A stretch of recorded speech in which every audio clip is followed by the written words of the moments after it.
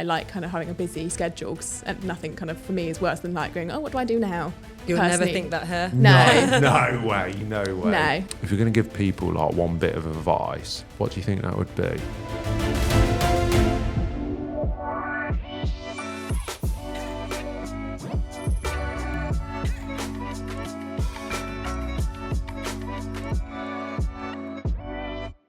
Welcome to Life at Next podcast, both. Thank you. Thanks for inviting us. No, it's good. It's good. You know, a bit of a special for next day. So let's just start off with introductions. Mm-hmm. So who wants to go first? Like, what part of the business are we in? I'll go first. I'm Louisa Bergam. I work on casual trousers and denim, and I'm the garment tech. On menswear? On menswear, on menswear. I'm Antonia Hayward. I work on women's wear jersey, and I'm a fabric tech who's a trainee. So two techs. Yes. Two techs. That's rare. Two techs in a room. Yeah. So why did you come to Next? Like, why pick Next in the first place, and how long you both been here? So I've been here probably about a year and 5 months. Okay. Ish.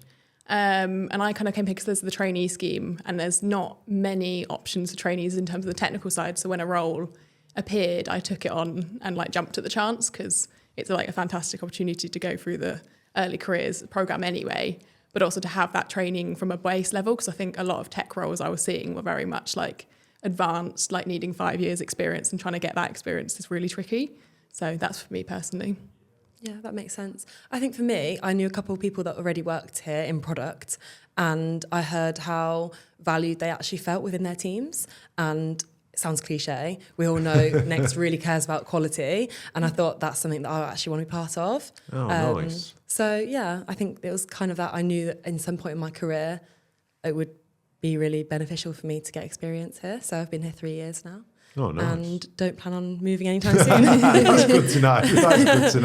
That's good to know. And it's good that, was it the quality of what we produce, or was it the quality of kind of what people were saying it's like to work here that would attract you? Yeah. I think it's a mixture of both. So a couple of my friends that worked here still work here, and they were telling me about it and how I think within the industry as techs or as graduates from textile degrees or fashion degrees, it's very well known that it's a great place to start or have part of your career here.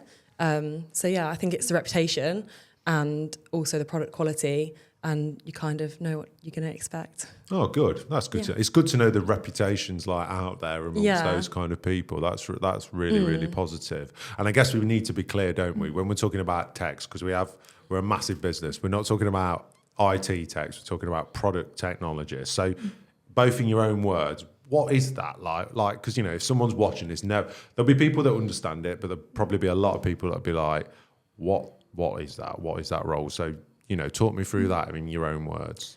I think from the fabric side, for a technologist, it's kind of ensuring that the QC of the fabric is all up to standard. QC? Well, I guess the quality is up. Quality, so it's up to quality. What Next want to put out, because as we're known for a company to being like really high quality, and it's making sure our fabrics live up to that standard. Nice. And yeah, we do that QC step to make sure everything's fine before we then go out and make the large volumes into bulk production. And then we'll prove at the bulk stage as well, which is like mass production, and then also the product as well, just to make sure before it gets onto our shelves, it's all perfect before it gets there to the customer. I think as well as responsible for the quality, it's like the problem solving to enable the buying team, design team to offer what they'd like to. So perhaps they'd go see a trend that they like. It's like the problem solving side of it. Okay, we can achieve that. Like, how can we go around this? Who can make that for us? Supplier sourcing strategy. It's like a multitude of things that you're part of to make it all come together and look good in store and look good on a person. Nice. So yeah, when people ask me, I say it's a lot of problem solving, but hopefully you're the hero at the end of the day. Yeah. And it's within the product teams, like you've both said there, isn't it? You're working alongside your buyers, your merchandisers, your designers, yes. Anyone that's involved in any sort of product role, really. It's really key of what you do. Okay, that's interesting. And, one of the big things that we are pushing at the moment is growth. And you both sounds like whatever stage, whether you've been here 3 years or just over a year, sounds like you've both had that already. Mm-hmm. Is there anything else you've been doing within Next that's kind of you're growing as a person? Like, are there kind of there's apprenticeships and stuff like that as well. So talk me through that. Yeah. Last year, I started an apprenticeship in team leadership. Nice. So last summer, I think July, August time, I signed on with an external provider, which was organised through Next and via my line manager at the time. And that apprenticeship's kind of helped me to build skills like coaching skills, different leadership skills. I'm still in the process of doing it, so it's about 18 months. So yeah, there's still like plenty to go. Yeah, definitely. But it's just a bit extra that it offers you on top of your day-to-day things that you learn in your job. I think when it comes to managing people, obviously there's many ways you can do that. But it's a really good opportunity to like find out what works for you. And obviously I haven't managed anyone before. So to me, that's a daunting thing. It wasn't like something that was natural to me. So it's given me that extra bit of opportunity to scope that out. Yeah, for me, I'm very similar start time and things, but my apprenticeship is more focused on the technical side. So it's more product technology, so covering both the fabric and the garment side. Right. So like my background from like university was very heavily textiles focused, and I really didn't get much of the way of experience with garments. So for my particular course, it's very much looking at the whole process from both fabric going all the way through to the garment, and then like how it's all manufactured in that side. So what attract? And I'll start with you, Antonio. What attracted you to do that apprenticeship scheme in the first place? Then, like, what was the thing? Because both very different, both very different. But again, both come through Next. So, what's made you go? Yeah, I'd like to go down that path. Yeah, no, I think it was definitely to have that like wider, broad of knowledge, like breadth of knowledge. Because for me, I feel like I was very like just fabric, and I feel like it's really important to not only, even in my role alone, understanding the garment side anyway is really helpful so I can work better with the garment techs actually is really key. So understanding their processes as well and how that relates to mine, especially in the manufacturing side, so I can understand the supplier, I can understand the team I'm working with overall a lot better as well, but also then makes me more versatile. So for me, that's why I picked it. Do you both enjoy learning? Then you must do, because if you're doing this still. I think it's a shock, because going back to assignments and referencing, I was like, I haven't been to uni like in years, so it's a bit of a reality check. But no, it has been good to have something to work towards as well alongside, and have something like that I can have on my CV as well. And my sort of like history is really good to have. And do you enjoy the learning aspect? Yeah. No, I'm not too far out of university. I'm maybe like a year or so, like nearly 2 years now. I'm not going to mention how I graduated. I'm definitely not going to mention. So yeah. Yeah, so I've still kind of got that brain on a little bit. So actually for me, it seems like I took a break away, and actually now coming back into it, I think it's been quite a nice transition back to do both. So there's many aspects of like the education system I really enjoyed. I liked the kind of learning side. I always want to learn more. Even in a job role, I find it really interesting. That's why I found the technical side really interesting, because I feel like I always hear from the other techs, you just keep learning. There's always more. Some of them have been here many, many years, and they're even like, we're still learning to this day. And I think for me, that every opportunity to do that, I want to do. Yeah, I would agree with that, because I know there's a lot of technologists that have got so much knowledge, which again, I guess for both of you, I would say you're still fairly early into your career. You've just got that knowledge to constantly tap into, plus on top this apprenticeship, which is just going to give you even more of a good stead. Is it a lot? Is it hard to juggle between the two of doing an apprenticeship and then work? How do you find that? I'd definitely say that's the biggest challenge. Is it? I think going from having 2 years working here full time on the job, and then thinking, I've got to squeeze something else in. That's hard. And alongside of that, a lot of the apprenticeship is, well, obviously it's heavily thinking all the time. A lot of mine is self-taught. So I have to go online, read all the information, process it into an assignment. So there's a lot of wider reading as well, a bit like a university degree is. Like, it's not to that level, but there's a lot of information. So it's setting aside a good amount of time to get into it, because you can't just say, I'll do that in 10 minutes. It's like quite a big amount of time that you need to put to it. So I think that's probably the hardest thing, is like then wedging it in with your time. But obviously it's very beneficial. So it's just planning it in ahead. Yeah, and I think from my side, I try and block out like straight after I've had a like VC, we have like seminar calls, and I will straight away try and block out and just like start working on something. Nice. So then I can get on it. But obviously there is sometimes when that's just not You possible. just You've just got it. stuff Yeah, to do. yeah. So it's like a balance between me and my manager where we'll kind of have that conversation and say, hey, look, I need to have this time to work on the apprenticeship. Is that feasible, or do we need to like reshuffle things around? What's the workload? And it's kind of setting the priorities on that. Which is always a fun balance to get right, but it seems to be working so far. But as it is not one of those things you kind of stop and start so easily. You kind of, you want to take the time to do it well, because dipping in and out is not always as easy. But I think it's quite helpful, at least on my course, because it's not just me. There's quite a few of us across the business. Oh, That's wicked. nice. So yeah, there's some people off menswear, kidswear, and then another girl of women's wear as well. And it's quite nice because actually getting to meet them all, I get to see how they all work in their different departments, because they're all slightly different. But also some of them are garment techs. So if I don't know something, I can kind of go and like we can cross-reference and kind of work on things together and understand, like build our understanding that way as well. So it's kind of self-directed, but actually we can do it quite collaboratively as well, which is nice. Yeah, That's is good. nice. That's good. Do you have the same sort of... No. Sorry. Unfortunately, I think I'm the only one, yeah. or the only one from product, from what I understand. So, but we do have like classroom seminar things online as well. So sometimes I'll join and there'll be other people from other companies. So Oh, wicked. it is nice. It's not just like one-on-one teaching with my tutor.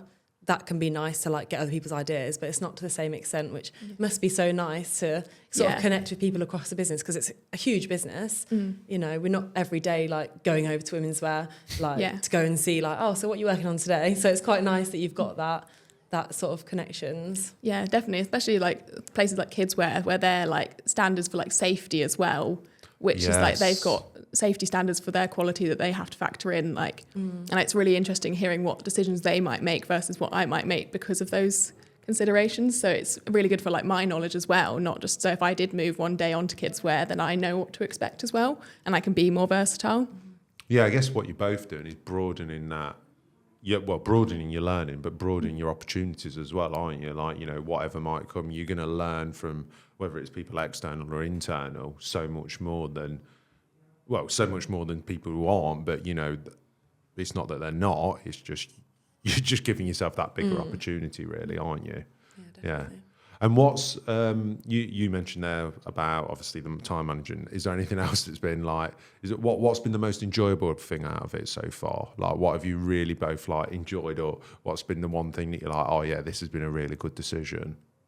I think for me, it's about coaching and identifying what do I see as like a great coaching attribute to have, and or what does a great manager look like to me in my experience, or like in my ideal world, and how can I be that person so that when there's someone that I am now responsible for and their development and learning, like what can I offer to them and how do I want to be?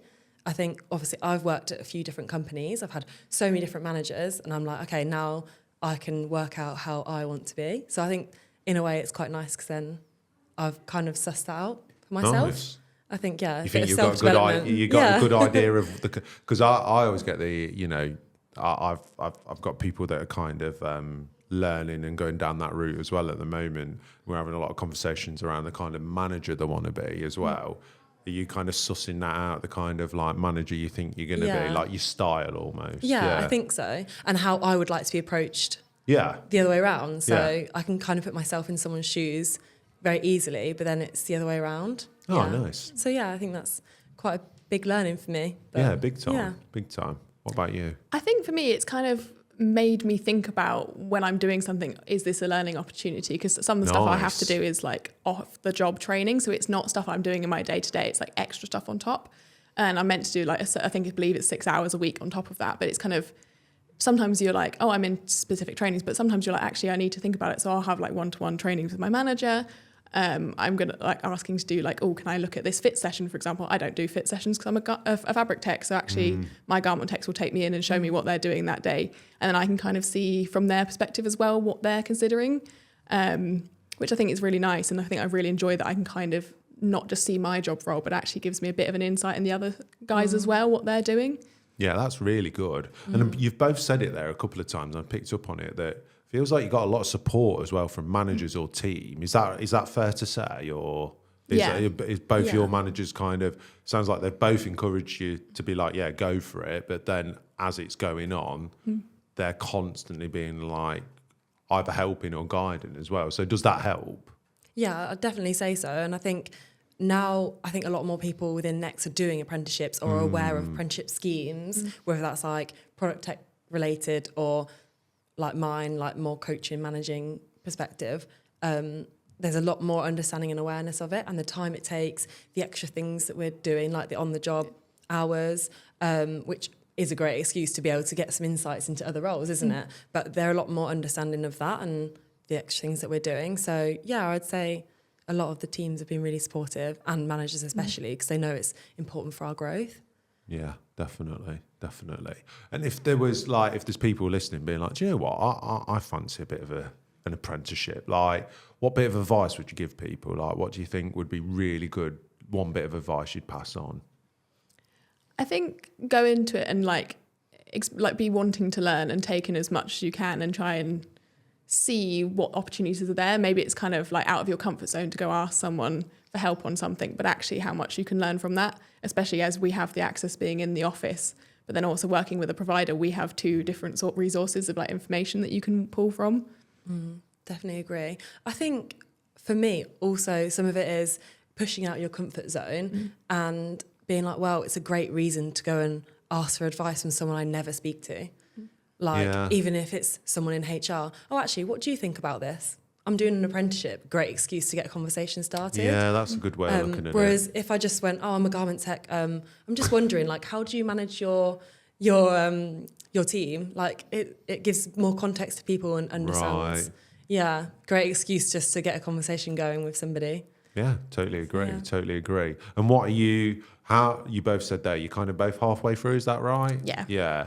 What is the end result with it? Is it is a full-on qualification as well? Yeah, is that right for both of you? Yeah. I think mine is equivalent to 2 A-levels. Oh, wicked. So if I want to go back to uni, I mean, probably not sure about that, but I mean, yeah, I think there's another level afterwards. So if I wanted to do the next level up, I could look at doing that. But yeah, let's see how this one goes first. Yeah, I think mine's about the same. I think it would be level 4, I believe, which I think is between like A level and university. I think it's that bracket it falls under. And is that something you both are like, was that attractive, or was that something that kind of both made you want to do that even more, or is that just a nice little additive, do you reckon? I think for me it was a nice little additive. It's like, oh, it's cool to add that on top. It's more about the learning and the development that you get out of it. Yeah. Yeah, definitely. And do you think generally at Next there's an appetite and a desire for people to like grow and learn as well, and not just, I guess a lot of people's perceptions that never mind work here might just think, all right, they're just coming in, doing the job, trying to make loads of money. That's it. But is that your perception, or what's your take on it all? No, I find personally when I speak to like my manager and like his manager above that, but both of them are really supportive of me like growing and learning. So they're always trying to find like, oh, can we do this to help you develop your knowledge here, or can we do more of this? So actually they're sending me to Bangladesh for 6 weeks. Oh, wicked. So I'll be out there as the start of next month. So I think when this comes out, I'll already be there. So I'm going to be learning hands-on out there with our suppliers based out that way. So that would be really good to have the hands-on experience. And I think like I wouldn't get that opportunity necessarily maybe somewhere else, but they're really supportive and really want me to do it. So I can have that experience. That's such a good part of the role though in product, I think, like that ability to learn, but like learn overseas and see different parts of the world, whether it's Bangladesh, China, Australia, Portugal, loads of places. Obviously we go all over the world. It's such a good part of the role, and the fact that you're doing that for 6 weeks as well, that's amazing. Yeah, no, it should be really, really good. I'm really excited. Yeah, that'd be really good. What about yourself, Louisa? Yeah, I think. Sorry, I've forgotten what you said. I was so in depth thinking about Bangladesh. I was thinking. Yeah, I've got. Wait, what was the question again? No, I guess I was just kind of saying, do you feel like there's a real kind of growth mentality within Next? Yeah. I think so. I think it's quite competitive as well. In a good way? In a great way, because it means people want to be the best they can at their jobs. Yeah. And they want to be the best candidate for a promotion, or, you know, they will really want to push on in next and have the best team around them. So I think it's partly that, like what makes me attractive to be a manager. That was what I was thinking. How am I going to make sure my manager is confident that I can manage someone when I have no experience of doing that? Yeah, that's a good way of putting it. So that was how I thought of it. I thought, this is my one area of development. How can I make sure that I'm confident when it's my time to, coach somebody else? So. And we are a competitive bunch, like you say, in a good way. Yeah, it's in a like, healthy you know, way. even I know you could probably know from like what a menswear sales to women's wear sales, or you know, how are we going to do this? Not in a things that drive people on together, that drive each other forward, because there's so much opportunity to go around. There's never a kind of like, I'm just going to do this and not share. Everyone wants to share, and then it's like, well, how can we do this better, and who's going to push it forward and who's going to do it best? And I think that comes through on the product and in all the different things that we do as well.